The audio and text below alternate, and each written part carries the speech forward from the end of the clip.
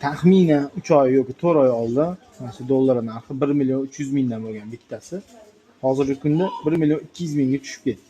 O'zingizlar nima deb o'ylaysizlar? Pul hali ham dollarda ushlash kerakmi? Yoki 4 oy oldin 67 dollardan sotilgan izdiyalar hozir 85 dollarda sotiladi. Yoki tillada ushlash kerakmi? O'zingizlar nima deb o'ylaysizlar? Ko'rib turganingizda mana tilla o'z qiymatini yo'qotmagan, ushlab turgan bo'lsanglar, dollar bo'lsa kamida bittasi 100 mingdan tashlab olgan narx. Shuning uchun pulinglarni tillada ushlab turishinglarni maslahat beraman.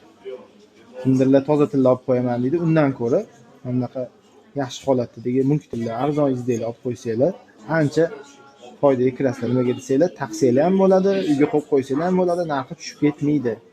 Shuning uchun pulinglarni tillada ushlab turishinglarni maslahat beraman. Kimga shunaqa arzon tillalar kerak bo'lsa, bizning Telegram kanalimizga o'tib olsanglar, zo'r narxlarda qilib beramiz. Qo'lingizga yoqqan narsani topasizlar, xudo xolisa. Hammaga omad.